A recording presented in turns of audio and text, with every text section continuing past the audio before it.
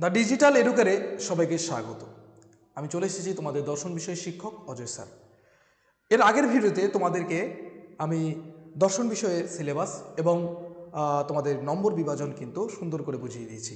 তাই যারা দেখোনি ভিডিওটি অবশ্যই দেখে নাও, তোমাদের সিলেবাস সম্পর্কে একদম সুন্দর একটা ধারণা তৈরি হয়ে যাবে। আর ভালো ফলাফলের জন্য কিন্তু নম্বর বিভাজন এবং সিলেবাসের ধারণা থাকাটা খুবই জরুরি। ঠিক আছে, তো আজকে কিন্তু আমরা আর সেই সিলেবাসে যাব না, আমরা কিন্তু আজকে পড়াশোনা শুরু করে দিচ্ছি। তাই বছরের শুরু থেকেই দেখতে থাকো এবং প্রত্যেকটা টপিক আমি সুন্দর করে আলোচনা করে দেবো ছোট ছোট ভিডিওর আকারে। সেই ভিডিওগুলোকে দেখতে থাকো শুরু থেকে শেষ পর্যন্ত। আজকে আমি শুরু করতে চলেছি তোমাদের দর্শন বিষয়ে প্রথম অধ্যায় লজিক বা যুক্তি। সেই যুক্তি অধ্যায় কিন্তু আমরা শুরু করব।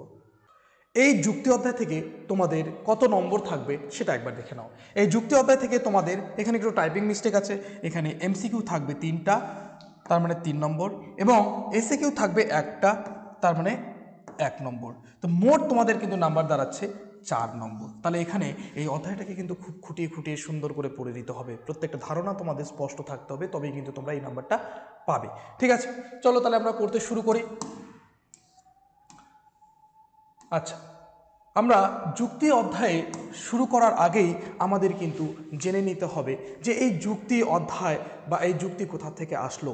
একাদশ শ্রেণীতে কিন্তু আমরা অনেক কিছু বিষয় পড়ে এসেছি, তার সাথে একাদশ শ্রেণীর সাথে দ্বাদশ শ্রেণীর সম্পর্কটা কোথায়। যদি আমরা এই জিনিসটা জানি তাহলে কিন্তু আমাদের বুঝতে আরও বেশি সুবিধা হয়ে যাবে। তোমরা একটু ভালো করে দেখো, আমরা একাদশ শ্রেণীতে পড়েছিলাম যে দর্শনকে দুটি ভাগে ভাগ করা হয়েছিল। কি ভাগ? একটা হলো ভারতীয় দর্শন, যাকে ইন্ডিয়ান ফিলোসফি বলা হয়, এবং একটা পাশ্চাত্য দর্শন, যাকে ওয়েস্টার্ন ফিলোসফি বলা হয়। যেখানে ভারতীয় দর্শনে আমরা পড়েছিলাম ভারতীয় দার্শনিকদের বিভিন্ন মতামত, জ্ঞান সম্পর্কিত বিভিন্ন তারা মতামত রেখেছে। তারপরে আরেকদিকে পেয়েছিলাম আমরা কি পাশ্চাত্য দার্শনিকদের মতামত, যাকে পাশ্চাত্য দর্শন বলা হয়, যেখানে তাদের মতামত পেয়েছি আমরা lock, বাকলে, Hume, Descartes, Spinoza, Leibniz, এরকম আমরা পেয়েছিলাম। এখানে মহর্ষি কনাদ, জৈমিনী, মহর্ষি গৌতম বুদ্ধ, আমাদের ভারতীয় দার্শনিকদের কিন্তু মতামত এখানে পেয়েছিলাম। ঠিক আছে, তো এখানে তোমাদের কিন্তু দ্বাদশ শ্রেণীতে ভারতীয় দর্শনের কোনো অংশই কিন্তু পাবে না। ঠিক আছে, এবারে আমরা পাশ্চাত্য দর্শনের বিভিন্ন শাখা পেয়েছিলাম, তাই না? পাশ্চাত্য দর্শনের বিভিন্ন শাখার মধ্যে পেয়েছি অধিবিদ্যা, যাকে কি বলা হয়? মেটাফিজিক্স বলা হয়, তাই না? ইন্দ্রিয়ের অতীত বিষয়কে জানার জন্য আমরা অধিবিদ্যার মাধ্যমেই আমরা জানতে পারি। তো এই অধিবিদ্যাও কিন্তু তোমাদের দ্বাদশ শ্রেণীর পাঠ্য বিষয়ের মধ্যে থাকছে না। ঠিক আছে, তারপরে দেখো জ্ঞানবিদ্যা। জ্ঞানবিদ্যা হলো এপিস্টেমোলজি। তো সেখানে এই জ্ঞানবিদ্যা আমরা দেখেছি জ্ঞানের উৎস, জ্ঞানের পরিধি, জ্ঞানের সীমানা, জ্ঞানের বিস্তার, সমস্ত কিছু কিন্তু আমরা এখানে পেয়েছি। এটাও তোমাদের কিন্তু দ্বাদশ শ্রেণীর বিষয় নয়। ঠিক আছে, তারপরে হচ্ছে মূল্যবিদ্যা, ভ্যালু। ঠিক আছে, এই মূল্যবিদ্যাও কিন্তু তোমাদের থাকছে না। কিন্তু মূল্যবিদ্যাকে আরও 3 ভাগে ভাগ করা যায়। সেখানে মূল্যবিদ্যার প্রথম ভাগ হচ্ছে নীতিবিদ্যা, আমাদের আচরণের মূল্য, ইথিক্স, যা আমাদের মানুষের আচরণে ভালো মন্দ বিচার করে যে বিদ্যা, তাকে বলা হয় নীতিবিদ্যা। আর সেই নীতিবিদ্যাও কিন্তু তোমাদের এবারে থাকছে না। ঠিক আছে, বুঝতে পারছো? তারপরে দেখো রয়েছে সৌন্দর্যবিদ্যা। অ্যাস্থেটিক, সৌন্দর্যবিদ্যা, এটাও কিন্তু তোমাদের সিলেবাসে থাকছে না। ঠিক আছে, এবারে ঘটনা হচ্ছে যে তোমরা এই সৌন্দর্যবিদ্যাও পড়বে না, এখানে তোমাদের এটাও সিলেবাসে নেই। তারপরে রয়েছে যুক্তিবিদ্যা, যা তোমাদের আলোচ্য বিষয়, লজিক। এটাই কিন্তু আমাদের দ্বাদশ শ্রেণীর আলোচ্য বিষয়। এখান থেকেই কিন্তু একাদশ শ্রেণীর সঙ্গে দ্বাদশ শ্রেণীর সম্পর্ক রয়েছে, যেখানে আমরা পড়েছিলাম যুক্তিবিদ্যা পড়েছি। যুক্তিবিদ্যা কি, এই সমস্ত কিছু ডিটেলস কিন্তু আমরা জানতে পারবো। ঠিক আছে, তারপরে দেখো, চলো তাহলে আমরা চলে যাই যুক্তি অধ্যায়ে ঢুকে যাই। তো যুক্তি শব্দের ভূতপ্রতীক অর্থ জানার আগে যুক্তিটা কি, কেন প্রয়োজন, সেই সমস্ত কিছু ছোট্টভাবে জেনে নেই। দেখো, আমাদের জীবনে যুক্তি ছাড়া কিন্তু আমরা চলতে পারি না, যুক্তি ছাড়া কিন্তু আমরা চলতে পারবো না। যেমন আদালতে যুক্তিতর্ক হয়, সেখানে কিন্তু বাদী প্রতিবাদী কিন্তু যুক্তিতর্ক খণ্ডন করে তাদের নিজের মতামত প্রতিষ্ঠা করার জন্য, নিজের মতের সত্যতা প্রমাণ করার জন্যই কিন্তু আমরা যুক্তি ব্যবহার করি। দৈনন্দিন জীবনে আমাদের প্রতিটা মুহূর্তেই যুক্তির প্রয়োজন হয়। যারা তোমরা স্কুল বাঞ্চ করো, বাড়িতে গিয়ে বকা খাও, দেরি করার জন্য বকাবকি হয়, সেখানে কিন্তু তোমরা বাড়িতে যুক্তি দাও। বাবা মাকে যুক্তি দিয়ে বোঝাও যে আমি এই কারণের জন্য স্কুল বাঞ্চ করেছি, এই কারণের জন্য আমার আসতে দেরি হলো, তাহলে দৈনন্দিন জীবনে কিন্তু আমাদের যুক্তি সব সময় প্রয়োজন হয়। সেই সব সময় প্রয়োজন থেকেই কিন্তু আমরা যুক্তিটাকে ব্যবহার করি। আমরা যুক্তি ছাড়া চলতেই পারবো না, যুক্তি ছাড়া চলতেই পারবো না। এমনকি বিজ্ঞান, সায়েন্স, সেও কিন্তু যুক্তি ব্যবহার করে। যুক্তি ব্যবহার করেই কিন্তু কি করে, তার প্রমাণের সত্যতাকে বাছাই করে নেয়। ঠিক আছে, তাহলে যুক্তি আমাদের কিন্তু অতি প্রয়োজনীয় একটা জিনিস, যা না হলে আমরা চলতে পারবো না। আমাদের দৈনন্দিন জীবনে আমাদের চলা খুবই অসহায় হয়ে যাব আমরা। ঠিক আছে, তাহলে দেখো যুক্তি, এই যুক্তি শব্দটার ইংরেজি প্রতিশব্দ হলো লজিক। যুক্তি শব্দের ইংরেজি প্রতিশব্দ কি? লজিক। ঠিক আছে, এই যে লজিক শব্দটি এসেছে কোথা থেকে বলতো? গ্রিক শব্দ লোগোস থেকে। এই লজিক, যুক্তি শব্দের ইংরেজি প্রতিশব্দ হলো লজিক। এই লজিক শব্দটি আবার এসেছে কোথা থেকে? গ্রিক শব্দ লোগোস থেকে। কি থেকে এসছে? লোগোস থেকে। আর এই লোগোস শব্দের অর্থ হলো চিন্তা। কি? চিন্তা বা থট। এটা খুবই গুরুত্বপূর্ণ, তোমাদের এই প্রশ্নগুলো বারবার হয়। তাহলে দেখো ভালো করে যে লজিক শব্দটা কোন শব্দ থেকে এসেছে? লোগোস থেকে এসেছে। আর লোগোস শব্দের অর্থ হলো চিন্তা। আমরা যে চিন্তা করি তাকেই বলা হয় লজিক। ঠিক আছে, এবারে এই লজিক শব্দটিকে ল্যাটিন শব্দে বলা হয়, ল্যাটিন ভাষাতে বলা হয় লজিক। এটাও কিন্তু লজিক, শুধু বানানটা অন্যরকম। ঠিক আছে, তাহলে আমরা বুঝতে পারলাম লজিক হচ্ছে মানুষের চিন্তা। লজিক কি? মানুষের চিন্তা। তাহলে যুক্তিবিদ্যা তাহলে কাকে বলবো? এই যে দেখো যুক্তিবিদ্যা তাহলে কাকে বলছি? যে বিদ্যা কি করা হয়? যুক্তির যথার্থতা আলোচনা করা হয়। যুক্তির কি করা হয়? যথার্থতা আলোচনা করা হয়। দেখো সুন্দর করে লিখে দেওয়া আছে যে দর্শনের যে শাখায় কি করা হয়? যুক্তির যথার্থতা। কোনো একটা মানুষ যুক্তি দিচ্ছে, কোনো একটা বিষয়ের পক্ষে যুক্তি দিচ্ছে, তাহলে তার যথার্থতা যে বিদ্যা বিচার করে তাকেই বলা হয় যুক্তিবিদ্যা।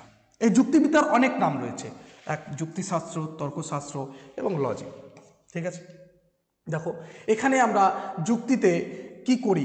যুক্তিবিদ্যার মূল কাজ হলো একটাই, মানুষের চিন্তার যথার্থতা এবং অযথার্থতাকে বিশ্লেষণ করা। এটাই হচ্ছে কিন্তু যুক্তিবিদ্যার আসল কাজ। এই কাজটাই করে থাকে। এখানে আমরা দেখতে পাবো যে প্রখ্যাত যুক্তিবিজ্ঞানী আই.এম. কপি এবং কার্ল কোহেন কি করেছেন? ইন্ট্রোডাকশন টু লজিক গ্রন্থে, এই যে গ্রন্থটা দেখতে পাচ্ছ, এই গ্রন্থে তারা যুক্তিবিদ্যার সংজ্ঞা দিয়েছে। যুক্তিবিদ্যা কি তাদের মতে আমরা একটু দেখে নেব। দেখো, যে শাস্ত্র কি করে অবৈধ বা অশুদ্ধ যুক্তি থেকে বৈধ বা শুদ্ধ যুক্তিকে পৃথক করার পদ্ধতি ও নিয়মাবলী সম্পর্কে জ্ঞান দেয়, তাকে যুক্তিবিজ্ঞান বা যুক্তিবিদ্যা বলে। দেখো তাহলে যে শাস্ত্র কি করে? ভালো থেকে মন্দকে, ভালো যুক্তি থেকে মন্দ যুক্তিকে আলাদা করে। সেই যে শাস্ত্র, যেখানে এই বিষয়ের নিয়মাবলীগুলো লেখা আছে, তাকেই বলা হবে যুক্তিবিজ্ঞান। একই কথা এখানে যেমন যথার্থতার কথা বলা হয়েছে। যথার্থ মানে কি? ঠিক ভুল। যথার্থতা কথার মানে কি? ঠিক ভুল। তাহলে ঠিক যুক্তি থেকে ভুল যুক্তিটাকে আলাদা করে দেওয়া, তাই না? সেটাই কিন্তু বলা হয়েছে। তাহলে যুক্তিবিজ্ঞানের কপিও কিন্তু সেই একই কথাই বলেছেন। তাহলে এইভাবে তোমরা মনে রাখবে যুক্তি শব্দের ভূপতিগত অর্থ কী, তারপরে যুক্তিবিদ্যা কী, তারপরে কিন্তু প্রখ্যাত যুক্তিবিজ্ঞানী তোমরা আই.এম. কপির কিন্তু কথাটা মনে রাখবে। ঠিক আছে, চলো দেখি পরে তাহলে দেখো যুক্তি কাকে বলে। এবারে যুক্তি শব্দর ইংরেজি প্রতিশব্দ আমরা পেলাম, যুক্তি বিদ্যা কি জানলাম। এবার যুক্তিবিদ্যার আলোচ্য বিষয় আমরা জানি, যুক্তির যথাযথ বিচার করা, সেটাও আমরা জানলাম। তাহলে যুক্তিটা কি? দেখো এবারে এই যুক্তিটা কি বলা হয়েছে। যুক্তিকে আবার ইংরেজিতে আর্গুমেন্টও বলা হয়, আর্গু করা, যুক্তি তর্ক করা। এটাও মনে রাখবে। ভাষায় প্রকাশিত অনুমানকে যুক্তি বলে। কোনো অনুমান, চিন্তা, আমরা কিছুক্ষণ আগেই জানলাম যে লজিক শব্দের কোথা থেকে এসেছে? লোগোস কথার অর্থ চিন্তা। তাহলে যখন আমাদের চিন্তাটা, কোনো কিছু চিন্তা যখন প্রকাশিত হচ্ছে ভাষার মাধ্যমে, সেটাই কিন্তু যুক্তি। ভাষায় প্রকাশিত অনুমান হচ্ছে এমন একটা প্রক্রিয়া যেটা সম্পর্কে আমার পরের স্লাইডেই লেখা আছে। অনুমান হচ্ছে জানা জিনিস থেকে অজানা জিনিসকে জানাই হচ্ছে অনুমান। জানা বিষয় থেকে অজানা বিষয়কে জানার যে প্রক্রিয়া, সেটাই হচ্ছে অনুমান। যখন আমি জানা বিষয় থেকে অজানা বিষয়কে জানছি এবং জানার পরে সেটা আমি কি করছি? ভাষায় প্রকাশিত করছি, সেটাই হলো যুক্তি। এই কথাটা কিন্তু খুবই গুরুত্বপূর্ণ, মাথায় রাখতে হবে। ঠিক আছে, আবার যুক্তিবিজ্ঞানী আই.এম. কপি কি করেছেন? উনি একটা কিন্তু যুক্তি সম্পর্কে সংজ্ঞা দিয়েছেন। কি বলেছেন? তার মতে যুক্তি হলো বচনের সমষ্টি। যুক্তি হলো কি? এমন বচন সমষ্টি বা বচনগুচ্ছ যার অন্তর্ভুক্ত একটি বচনের সত্যতা অন্য একটি বচনের বা একাধিক বচনের সত্যতার উপর নির্ভর করে বলে দাবি করা হয়। তাহলে দেখো খুব সুন্দর একটা কথা বলেছে যে কি বলেছে? যুক্তি হলো বচন সমষ্টি, কয়েকটা বচন নিয়ে দাঁড়িয়ে থাকে, সেখানে একটি বচনের সত্যতা অপর এক বা একাধিক বচনের সত্যতার উপর নির্ভর করে দাবি করে। এটা কিন্তু কে বলেছেন? যুক্তিবিজ্ঞানী কপি বলেছে। এটাও মাথায় রাখবে, ঠিক আছে? তোমাদের কিন্তু এই লাইনটা তুলে তুলে কিন্তু প্রশ্ন হয়, তাই এই লাইনটা কিন্তু খুব ভালোভাবে মনে রাখবে। ভাষায় প্রকাশিত অনুমানকে কি বলা হয়? যুক্তি বলা হয়। ভাষায় প্রকাশিত অনুমানকে কি বলা হয়? যুক্তি বলা হয়। আর আইএম কপি কি বলেছেন? তোমাদের এইভাবে প্রশ্ন হতে পারে, যুক্তি হলো এমন বচন সমষ্টি, কে বলেছেন? এটা কপি বলেছে, ঠিক আছে? তারপরে দেখো এখানে একটা লাইন লিখে রেখেছি, logic is the science of all science. যুক্তিকে কি বলা হয়? সমস্ত বিজ্ঞানের বিজ্ঞান বলা হয়। কেন? কারণ এই যুক্তি ছাড়া কিন্তু কোনো বিজ্ঞানই চলতে পারে না। কারণ বিজ্ঞানও প্রত্যেকটি ছাত্র বিষয় এই যুক্তিবিজ্ঞানের উপরে বা যুক্তিবিদ্যার উপরে কিন্তু নির্ভরশীল তাদের সত্যতা প্রমাণ করার জন্য, ঠিক আছে? আর এই যুক্তিবিজ্ঞানই কিন্তু সর্বসেরা বিজ্ঞান, সর্বশ্রেষ্ঠ বিজ্ঞান, ঠিক আছে? তাই এর উপরে কিন্তু নির্ভরশীল, তার জন্য কিন্তু এই কথাটা বলেছে। এবারে তারপরে দেখো, এবারে আমরা যুক্তির কিছু বৈশিষ্ট্য দেখে নেব। চট করে যুক্তির কিছু কি দেখব? বৈশিষ্ট্য দেখব, ঠিক আছে? দেখো, যুক্তি একাধিক বচনের সমষ্টি হবে। যুক্তি কি হবে? একাধিক বচনের সমষ্টি হবে। আমরা একটা উদাহরণ নিয়ে নিই, যুক্তি লিখে নিই। সকল মানুষ হয় মরণশীল। সকল মানুষ হয় মরণশীল। রাম হয় মানুষ। তাহলে দেখো, সকল মানুষ হয় মরণশীল, রাম হয় মানুষ, সুতরাং কি হয়ে যাবে? রাম হয় মরণশীল। আমরা তাই পাবো কিনা সিদ্ধান্ত হিসাবে? তাই কিন্তু আমরা পাবো, ঠিক আছে? তো এই যে যুক্তিটা কটা বাক্যের উপরে দাঁড়িয়েছে? কয়টা বচনের উপরে দাঁড়িয়েছে? একাধিক বচনের সমষ্টি মিলেই কিন্তু হবে কি? যুক্তি হবে। তা বলেছে যুক্তির দুটি অংশ, একটি হেতুবাক্য, অপরটি সিদ্ধান্ত। এটা আমরা এরপরের স্লাইডেই পাবো যে যুক্তির অবয়ব বা অংশ। যুক্তির অংশ দুই প্রকার। কি কি? এই যে দুটোকে বলা হয় আশ্রয় বাক্য। কি বলা হয়? আশ্রয় বাক্য। আর এটাকে বলা হয় সিদ্ধান্ত। কি বলা হয়? সিদ্ধান্ত। তাহলে যুক্তির কয়টি অংশ থাকবে? দুটো অংশ থাকবে, একটা হচ্ছে আশ্রয় বাক্য আর একটা কি? সিদ্ধান্ত। তারপর বলেছে যে কোনো বচন সমষ্টিকে যুক্তি বলা যাবে না। এই এখানে যে বচনগুলো রয়েছে এই সমষ্টিটাকে যেমন আমরা যুক্তি বলতে পারছি, তা বলে এইভাবে পরপর তিনটা যে কোনো বচন থাকলেই আমরা সেটাকে যুক্তি বলতে পারি না। দেখো এখানে উদাহরণ একটা দেওয়া আছে, কোনো বৃত্ত নয় বর্গক্ষেত্র, বরফ নয় ঠান্ডা, তার পরবর্তী লাইন তারপর বলেছে সুতরাং চন্দ্র পৃথিবীকে প্রদক্ষিণ করে।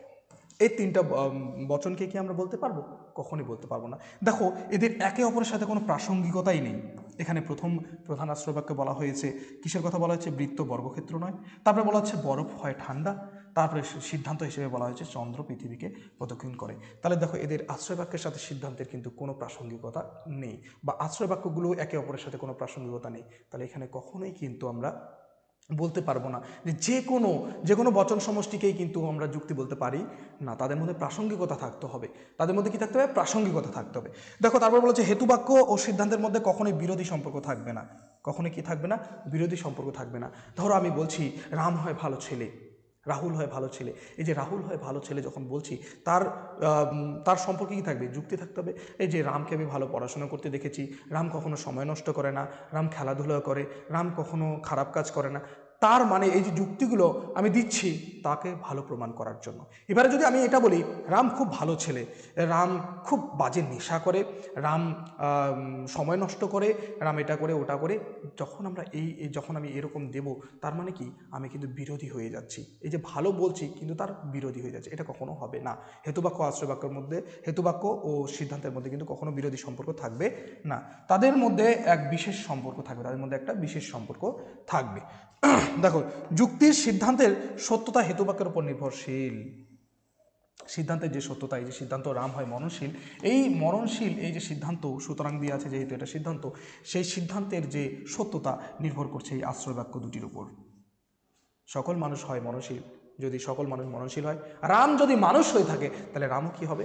মরণশীল হবে। তাহলে এই আশ্রয় বাক্য দুটোর সত্যতার উপরেই দাঁড়িয়ে আছে কিন্তু সিদ্ধান্তের সত্যতা, ঠিক আছে, গেল। তারপরে বৈশিষ্ট্য দেখো, যুক্তি গঠনের উদ্দেশ্য হলো জ্ঞাত সত্যের ভিত্তিতে অজ্ঞাত সত্যতা নির্ধারণ করা এবং প্রমাণ করা। দেখো, যুক্তিকে আমরা গঠন করি কেন? যুক্তি গঠন করার একটা গুরুত্বপূর্ণ উদ্দেশ্য হলো আমরা জানা বিষয় থেকে অজানা বিষয়ে উপনীত হই, অজানা বিষয়কে নির্ধারণ করতে পারি এবং তার সঙ্গে সঙ্গে প্রমাণ করতেও পারি। খুন করেছে, কোনো একটা মার্ডার হয়ে গেছে, সেখানে আমরা জানা বিষয়গুলো দেখি কি কি আমাদের কাছে এভিডেন্স আছে, সেই এভিডেন্সের ভিত্তিতে কিন্তু আমরা অজানা বিষয় যে কে মার্ডার করেছে সেই বিষয়টাতে উপনীত হতে পারি, আর সেটাকে সত্য প্রমাণ করতে কিন্তু আমরা পারি। কিসের মাধ্যমে পারি?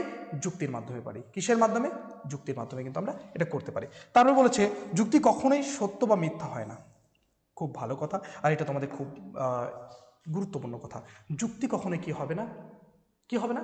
সত্য মিথ্যা হবে না। যুক্তি কখনোই কি হয় না? সত্য মিথ্যা হবে না। যুক্তি কি হয় তাহলে? যুক্তি বৈধ বা অবৈধ হয়। এই যে যুক্তিটা, এই যুক্তিটা কখনোই সত্য বা মিথ্যা হবে না। সত্য বা মিথ্যা হবে না। তাহলে কি হয়? এটা বৈধ অবৈধ হবে। যুক্তিকে সবসময় কি বলতে হবে? বৈধ বা অবৈধ বলতে হবে। বৈধ বা অবৈধ। যুক্তি সবসময় কি হবে? বৈধ বা অবৈধ হবে। ঠিক আছে, এই কথাটা কিন্তু ভালো করে মাথায় রাখবে যে যুক্তি সবসময় বৈধ অবৈধ হবে, আর সত্য মিথ্যা কিন্তু বলা যাবে না তাকে। তাহলে আর যুক্তির অন্তর্গত বচনগুলি সত্য বা মিথ্যা হয়। খুব ভালো কথা, খুব গুরুত্বপূর্ণ লাইন, যেগুলো কিন্তু পরীক্ষায় আসবেই। দেখো, এই যে গোটা যুক্তিটাকে বলা হচ্ছে বৈধ অবৈধ। গোটা যুক্তিটা যখন এই যে বচন সমষ্টিগুলো আছে তাদেরকে বৈধ অবৈধ বলা হচ্ছে, কিন্তু তার অন্তর্গত যে বচনগুলো এক একটা কিন্তু তাদেরকে কিন্তু আমরা সত্য মিথ্যা বলতে পারি। তাদেরকে কি বলতে পারি? সত্য বা মিথ্যা বলতে পারি। ঠিক আছে, এটা কিন্তু মাথায় রাখতে হবে। তাহলে বচন সত্য মিথ্যা, বচন বা বাক্য সত্য মিথ্যা হয়, কিন্তু যুক্তিটা কি হয়? বৈধ বা অবৈধ হয়। মাথায় থাকবে। চলো, তারপরে দেখো, যুক্তির সমর্থনে এক বা একাধিক হেতুবাক্য থাকতে পারে। ঠিক, একটি যুক্তিতে কিন্তু একটি হেতুবাক্য থাকবে এটা নয়, একটিও থাকতে পারে, আবার একাধিক হেতুবাক্য কিন্তু থাকতে পারে। ঠিক আছে, কখনোই সবসময় যে একটাই থাকবে এমনটা নয়। এই গেল হচ্ছে তোমাদের যুক্তির কি, তারপরে আমরা জানলাম কপির মতামত, এবং তার সঙ্গে সঙ্গে আমরা যুক্তির বৈশিষ্ট্য, কিন্তু সাধারণ কিছু বৈশিষ্ট্য আমরা জানতে পারলাম। ঠিক আছে, দেখো, চলো এবার আমরা পরের স্লাইডে চলে যাই। আমি কিছুক্ষণ আগে বললাম অনুমান সম্পর্কে কিন্তু কিছু বলেই দিয়েছি, আগে গুরুত্বপূর্ণ জায়গাগুলো বলেই দিয়েছি যে অনুমান কি, যেখানে আমরা জানলাম ভাষায় প্রকাশিত অনুমানকে কি বলা হয়? কি বলা হয়? যুক্তি বলা হয়। এই যুক্তিটা অনুমানটা কি? অনুমানকে ইংরেজিতে বলা হয় ইনফারেন্স। ইংরেজি প্রতিশব্দগুলোও তোমরা জেনে রাখো, কারণ তোমরা যদি এই দ্বাদশ শ্রেণী পাশ করে কলেজে গিয়ে ফিলোসফি নিয়ে পড়ো, তাহলে কিন্তু তোমাদের অবশ্যই এই টার্মগুলো কিন্তু তোমাদের কাজে আসতে চলেছে, না হলে কিন্তু খুবই অসুবিধার মধ্যে পড়তে হবে। ঠিক আছে, তাহলে দেখো, অনুমান কি? জ্ঞাত সত্য, মানে জানা বিষয় থেকে অজ্ঞাত সত্যে বা অজানা বিষয় উপনীত হওয়ার যে প্রক্রিয়া, তাকেই বলা হয় কি? অনুমান বলা হয়।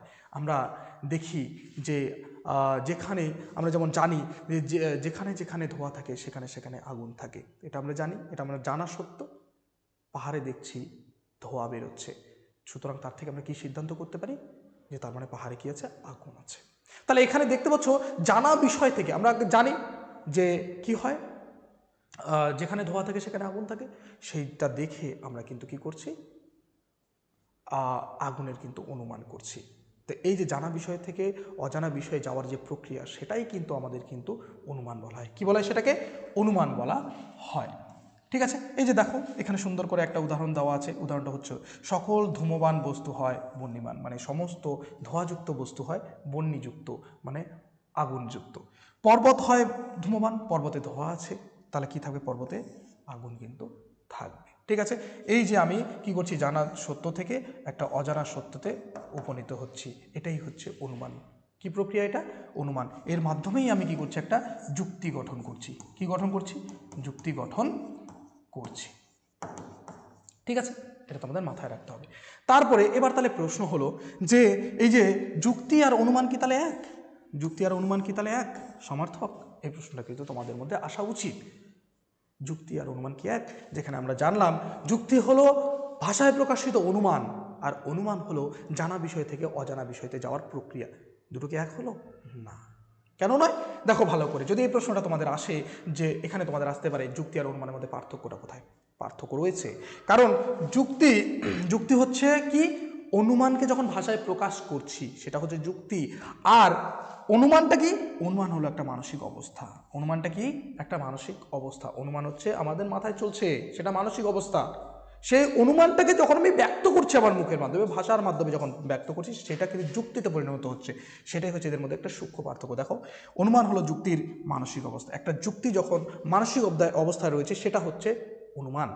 আর সেই অনুমানটাই যখন কি হচ্ছে, সেই অনুমানটাই যখন ভাষায় প্রকাশিত হচ্ছে সেটাই কিন্তু কি যুক্তি। আর যুক্তি হলো তার ভাষায় প্রকাশিত বা ব্যক্ত রূপ। দেখতে পাচ্ছ তোমরা, সুন্দর করে লেখা আছে।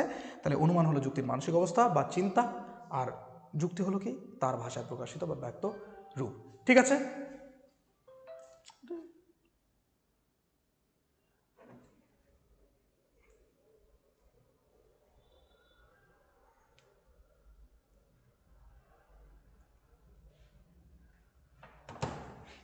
ঠিক আছে, বুঝতে পারলে? দেখো, পরের পেজে আমরা যাই। কিছুক্ষণ আগেই তোমাদের বললাম, বৈশিষ্ট্য বলতে গিয়ে তোমাদের বলে দিয়েছি যুক্তির অবয়ব। তাহলে যুক্তির অংশ কি কি থাকে, যুক্তির কয়টি অংশ থাকে, এটা কিন্তু তোমাদের খুব গুরুত্বপূর্ণ প্রশ্ন হয়। একটি যুক্তির কয়টি অংশ থাকে?